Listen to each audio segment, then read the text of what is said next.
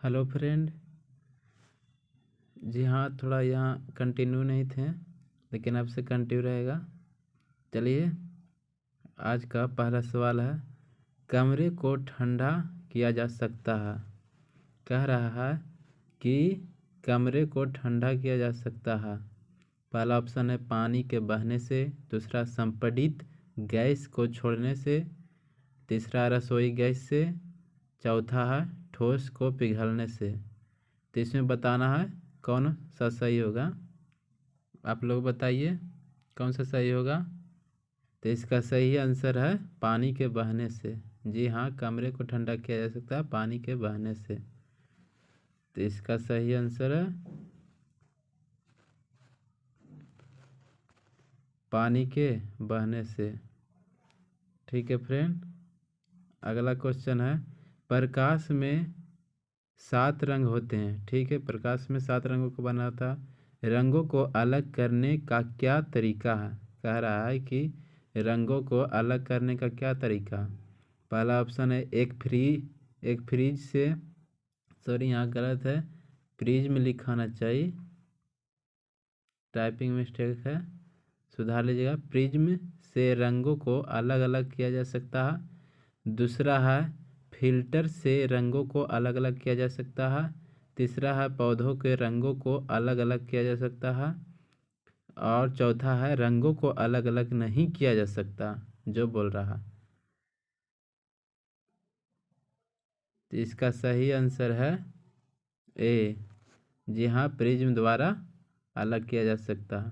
ठीक है फ्रेंड, अगला प्रश्न है, सूर्य ग्रहण तब होता है जब, पहला ऑप्शन है चंद्रमा बीच में हो, दूसरा पृथ्वी बीच में हो, तीसरा सूर्य बीच में हो, चौथा सूर्य चंद्रमा पृथ्वी एक रेखा में हो तथा बृहस्पति उस रेखा में ना हो। तो इसमें कौन सा ऑप्शन होगा, आप बताइए। कह रहा है कि सूर्य ग्रहण होता है, कब होता है। तो इसका सही आंसर है जब चंद्रमा बीच में हो।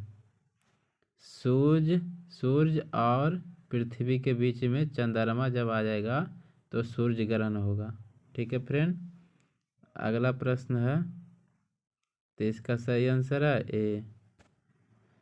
कह रहा है कि सबसे छोटा दिन कब होता है। बताना है कि सबसे छोटा दिन कब होता है। तो इसका सही आंसर है, पहले आपसे बताइए कब होता है। पहला ऑप्शन है 23 दिसंबर, दूसरा है 23 सितंबर, तीसरा है 23 जून, चौथा है 23 अप्रैल। तो इसका सही आंसर है ए। जी हाँ फ्रेंड, 23 दिसंबर का सबसे छोटा दिन होता है। अगला प्रश्न है, सोने को घोला जा सकता, मतलब जो गोल्ड है उसको घोल सकते हैं, किस में घोल सकते हैं। तो इस पहला ऑप्शन है सल्फ्यूरिक एसिड में, दूसरा नाइट्रिक एसिड में, तीसरा 3 भाग हाइड्रोक्लोरिक अम्ल तथा 1 भाग नाइट्रिक अम्ल। कह रहा है कि 3 भाग मतलब 3HCl और का, और नाइट्रिक अम्ल 1 भाग है जो HNO3 और चौथा है हाइड्रोक्लोरिक एसिड। इसमें सोने को घोला जा सकता है, किस में घोला जा सकता है जी, जिसको इक्विलिब्रियम बोला जाता है। इक्विलिब्रियम इसी को बोला जाता है। 3 भाग हाइड्रोक्लोरिक होगा, हाइड्रोक्लोरिक HCl होगा, और 1 भाग नाइट्रिक अम्ल होगा। तो इसका सही आंसर है 3 भाग हाइड्रोक्लोरिक, सी नंबर ऑप्शन सही है। ठीक है फ्रेंड, आगे चलिए। कह रहा है चूहे मारने के जहर किस रासायनिक पदार्थ से बनता है। आपको बताना है कि चूहा को जो मारता है किस दवा से, किस रासायनिक पदार्थ से बनता है। आप बताइए। पहला है इथाइल अल्कोहल, दूसरा है मिथाइल आइसोसाइनाइड, तीसरा है पोटेशियम साइनाइड, और चौथा है इथाइल आइसोसाइनाइड। आपको बताना है कि चूहा मारने के जो रासायनिक पदार्थ बनता है इसमें कौन होगा? तो इसका सही आंसर है सी। जी हाँ friend, potassium cyanide. Potassium cyanide है जो चूहे मारने की दवा है। अगला प्रश्न है, हाइड्रोजन को जलाने से क्या बनता है? ये तो इजी प्रश्न है फ्रेंड। हाइड्रोजन को जलाएंगे तो क्या बनेगा? यानी जल बनेगा। सबसे आसान प्रश्न। हाइड्रोजन को जलाने से क्या बनेगा? तो जल बनेगा। अगला प्रश्न है, मायोग्लोबिन में कौन सा धातु होता है? मायोग्लोबिन में कौन सा धातु होता है? पहला है तांबा, दूसरा है चांदी, तीसरा है सोना, चौथा है लोहा। इसमें कौन है जो मायोग्लोबिन में कौन सा धातु होता है? तो आपको बताना है।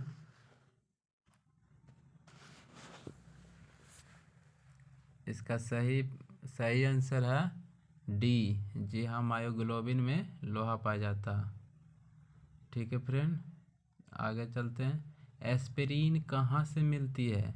एस्पिरिन कहाँ से मिलती है? पहला है जो पेट्रोलियम से, दूसरा पृथ्वी से, तीसरा है एक पेड़ से, चौथा एसिडों की रासायनिक अभिक्रिया। इसका बताना है कि एस्पिरिन कहाँ से मिलती है। तो इसका सही आंसर है सी, एक पेड़ से एस्पिरिन मिलती है। जी हाँ फ्रेंड, एस्पिरिन है जो पेड़ से मिलती है। अगला प्रश्न है कि पीतल कौन सी धातु का मिश्रण होता है?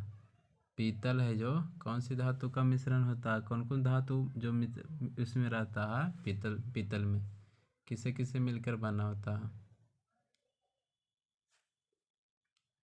पहला है तांबा और निकेल, दूसरा है निकेल और जस्ता, तीसरा है मैग्नीशियम और जस्ता, और चौथा है तांबा और जस्ता। इसका ट्रिक है पिताजी। पिताजी मतलब पीतल है जो किसका किसका मिश्रण होता? तांबा और जस्ता, यानी आंसर डी, तांबा और जस्ता का। ठीक है फ्रेंड, याद रहेगा। पीतल से पिताजी याद रखिएगा, इससे ट्रिक बन जाएगा। पी से हो गया पीतल, पीतल है जो किसका किसका? तो तांबा और जस्ता का। अगला प्रश्न है, तैरने के तालाब में जो तैरता है, तालाब में तैरने से मनुष्य की त्वचा जल जाती है। किसके कारण है जो जल जाती है? पहला है जो अवरक्त किरण के कारण, दूसरा है क्लोरीन के कारण, तीसरा है ऊष्मा के कारण, चौथा है पराबैंगनी किरण के कारण। इसमें सभी ऑप्शन अच्छे अच्छे हैं। कौन होगा बताना आपको कि इसमें कौन सा होगा। तो जी हाँ फ्रेंड, उसमें सबसे मात्रा ज़्यादा होता है क्लोरीन। जी हाँ फ्रेंड, क्लोरीन पाया जाता है उसमें, इसलिए त्वचा हल्का जल जाती है। ठीक है फ्रेंड, इसका सही आंसर है क्लोरीन। अगला प्रश्न है, जब वैद्युतिक ऊर्जा गति में परिवर्तित होती है तब, जब वैद्युतिक ऊर्जा है जो गति में परिवर्तित होती है तब कौन होगा? पहला है ऊष्मा के कोई हानि नहीं होती है, ऊष्मा के कोई हानि नहीं होती है। दूसरा है 50% ऊष्मा की हानि होती है, मतलब आधा है जो ऊष्मा की हानि होती है। तीसरा है जो 30% ऊष्मा की हानि होती है, और चौथा है जो 80% ऊष्मा की हानि होती है। इसमें आपको बताना है कि इसमें कौन सा सही होगा। तो इसका सही फ्रेंड है, सही आंसर है 30% ऊष्मा की हानि होती है। जी, जब विद्युतिक ऊर्जा गति में परिवर्तित होती है तब 30% ऊष्मा की हानि होती है। ठीक है फ्रेंड, आगे चलिए। कह रहा है कि शक्कर के किण्वन से क्या बनता है? शक्कर के जो किण्वन से क्या बनता है? तो इसका बताना है कि शक्कर के किण्वन से क्या बनता है। पहला है इथाइल एल्कोहल, दूसरा है मिथाइल एल्कोहल, तीसरा है एसिटिक एसिड, चौथा है क्लोरोफिल। आपको बताना है कि शक्कर के किण्वन से क्या बनता है। तो इसका सही आंसर है ए, इथाइल एल्कोहल। जी हाँ फ्रेंड, शक्कर उकर से ज़्यादा शराब ही बनता है, इथाइल अल्कोहल बनता है। ठीक है फ्रेंड, आगे चलिए। अम्ल वर्षा होती है, अम्ल वर्षा होती है किससे मतलब ज़्यादा होती है, किससे बनती है अम्ल वर्षा, किस कारण से होती है? पहला है कारखानों से, दूसरा पेट्रोल से, तीसरा है कोयला जलाने से, और चौथा है लकड़ी से। किस कारण से अम्ल वर्षा होती है?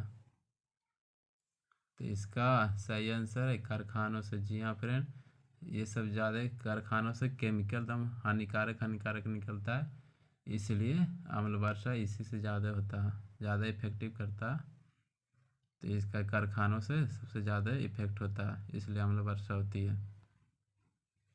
अगला बताना है, गेहूं की खेती के लिए कौन सा उर्वरक उपयोग करेंगे? गेहूं की खेती के लिए कौन सा उर्वरक का उपयोग करेंगे? पहला है नाइट्रोजन, दूसरा है पोटेशियम, तीसरा है तांबा, चौथा है लोहा। इसमें आपको बताना है कि गेहूं की जो खेती है किसका उपयोग करेंगे? तो इसका सही आंसर है नाइट्रोजन का। जी फ्रेंड, इसका सही आंसर है नाइट्रोजन का, याद रखिएगा। अगला प्रश्न है कि जब एक पत्थर को चांद की सतह से पृथ्वी पर लाया जाता, प्रश्न कर रहा है कि जब एक पत्थर, ठीक है फ्रेंड, जब एक पत्थर को चांद की सतह से मान लीजिए कि पृथ्वी की सतह पर फेंक दिया जाए, तब कुछ होगा। पहला है इसका द्रव्यमान बदल जाएगा, कह रहा है इसका द्रव्यमान में चेंज हो जाएगा। दूसरा है इसका भार बदल जाएगा परंतु द्रव्यमान नहीं, भार बदल जाएगा परंतु द्रव्यमान नहीं, ध्यान रखिएगा। और सी है जो भार और द्रव्यमान बदल जाएगा, मतलब दोनों बदल जाएगा। और चौथा ना द्रव्यमान बदलेगा ना ही भार बदलेगा, यहाँ पर गलत है, भार बदलेगा। तो इसमें बताना है कि कोई पत्थर को चांद की सतह से पृथ्वी पर जब फेंक दिया जाए तो क्या होगा?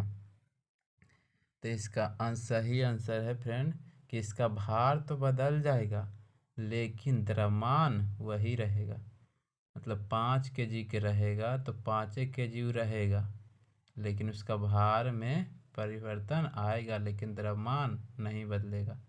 ठीक है फ्रेंड, तो इसका सही आंसर है बी।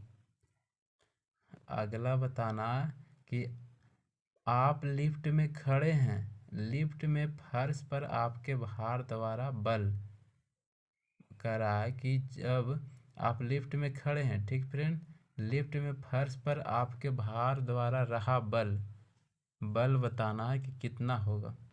पहला है कि लिफ्ट में 9.8 मीटर प्रति सेकेंड के स्क्वायर के त्वरण से ऊपर जाते समय शून्य होगा, बता रहा है कि उतना मीटर के प्रति सेकेंड का स्क्वायर से ऊपर जाएगा तो शून्य हो जाएगा, आपका त्वरण से शून्य हो जाएगा।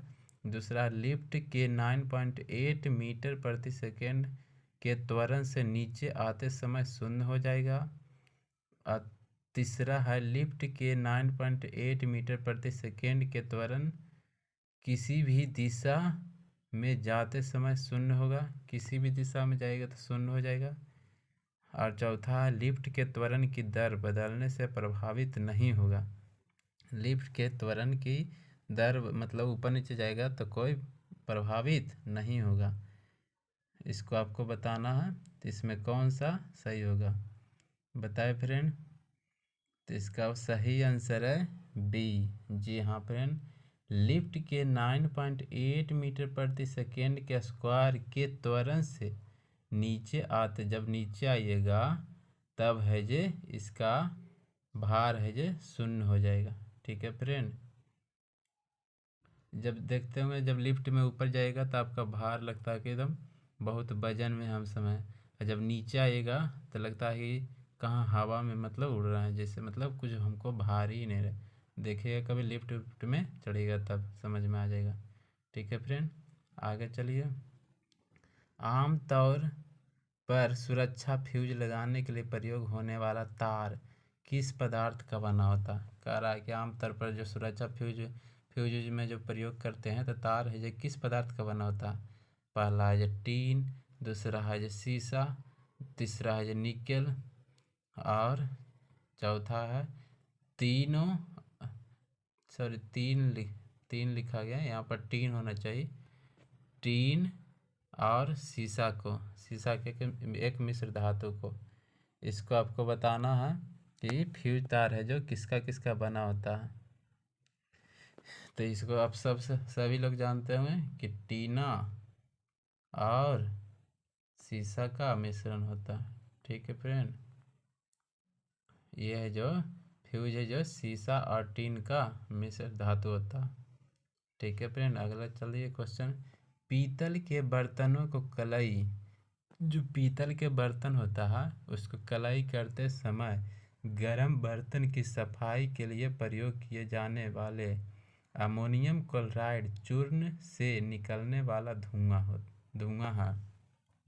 कह रहा है कि पीतल के बर्तनों को कलई करते समय, ठीक है फ्रेंड, गर्म बर्तन की सफाई के लिए प्रयोग किए जाने वाले अमोनियम क्लोराइड चूर्ण से निकलने वाला धुआं होता है। धुआं जब निकलेगा किस कारण से होगा? पहला अमोनिया, दूसरा है कार्बन मोनोऑक्साइड, तीसरा है क्लोरिक एसिड की हाइड्रो और चौथा है अमोनिया और हाइड्रोक्लोरिक एसिड। इसमें आपको बताना है कौन सा सही होगा। ठीक है फ्रेंड, तो बताइए जल्दी। तो इसका सही आंसर है डी। जी हाँ फ्रेंड, अमोनिया और हाइड्रोक्लोरिक एसिड के कारण ही धुआं देता है। ठीक है फ्रेंड, इसी कारण होता है। चलिए अगला प्रश्न है, एल्कोहलिक खमीर का आखिरी उत्पाद क्या है? कह रहा है एल्कोहलिक खमीर का आखिरी उत्पाद क्या है? पहला है पायरोविक एसिड, दूसरा है एसिड एल्डिहाइड, तीसरा है इथाइल अल्कोहल, चौथा है फॉर्मिक एसिड। इसमें आपको बताना है कि एल्कोहलिक खमीर की आखिरी उत्पाद क्या है। तो इसका सही आंसर है सी, इथाइल अल्कोहल। जी हाँ फ्रेंड, इथाइल अल्कोहल है जो एल्कोहलिक खमीर का आखिरी उत्पाद बनता है। अगला बताना है कि हाइड्रोक्लोरिक एसिड कांच को बोतल में नहीं रखा जाता है क्योंकि वह अभिक्रिया करता है। ठीक है फ्रेंड, कह रहा है कि हाइड्रोक्लोरिक एसिड कांच की बोतल में नहीं रखा जाता क्योंकि वह अभिक्रिया करता है। किस कारण भाई अभिक्रिया करता? तो कह रहा है कि दृश्य प्रकाश से अभिक्रिया करेगा, दूसरा है जो कांच की सोडियम ऑक्साइड से, तीसरा है जो कांच की एल्युमिनियम ऑक्साइड से, चौथा है कांच के सिलिकॉन डाइऑक्साइड से। आपको बताना है कि इसमें कौन सा होगा। कह रहा हाइड्रोक्लोरिक एसिड कांच की बोतल में नहीं रखा जाता, जो एसिड होता है कांच की बोतल में नहीं रखा जाता है क्योंकि वह अभिक्रिया कर लेगा। HCl है जो उसमें नहीं रखा जाता, किस कारण अभिक्रिया करेगा? इसका सही आंसर है डी, कांच की सिलिकॉन डाइऑक्साइड से अभिक्रिया कर लेगा। कांच की सिलिकॉन डाइऑक्साइड से अभिक्रिया कर लेगा। ठीक है फ्रेंड, आगे चलिए। भाइयों में थोड़ी देर रखने पर किसी धातु के, यहाँ पर क्वेश्चन गलत है फ्रेंड, यहाँ भाइयों नहीं होना चाहिए, यहाँ पर भाइयों, यहाँ पर गलत लिखा हुआ, यहाँ सही कर लीजिएगा, वायु होगा। ठीक है फ्रेंड, वायु में थोड़ी देर रखने पर किसी धातु के ऊपर हरे रंग की बेसिक कार्बोनेट की परत जम जाती है, वह धातु है। बताना है कि वायु में थोड़ी देर रख दिया जाए कोई अगर किसी धातु के ऊपर हरे रंग की बेसिक कार्बोनेट की परत चढ़ जाती है तो वह कौन सी धातु होगा? आपको बताना, पहला ऑप्शन है चांदी, पहला ऑप्शन है तांबा, दूसरा है चांदी, तीसरा है निकेल, चौथा है जस्ता। इसमें बताना है कि कौन सा होगा। जब बेसिक कार्बोनेट की हरे रंग के देखते होंगे, जब थोड़ी देर में रख दिया जाता है, मतलब हवा में रख जाता है, तो उस पर हरे रंग की बेसिक कार्बोनेट की परत चढ़ जाती है, तो कौन सी धातु होगी?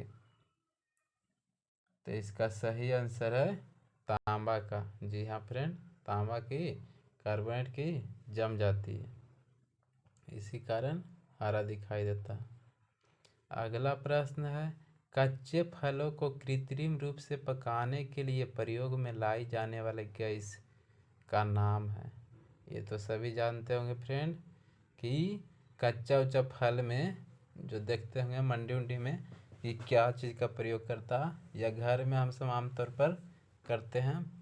पहला है अमोनिया, दूसरा है नाइट्रोजन, तीसरा है कार्बन मोनोऑक्साइड और चौथा एथिलीन या एसिटिलीन। तो इसका तो सभी जान रहे हैं, इसका सही आंसर है एथिलीन या एसिटिलीन।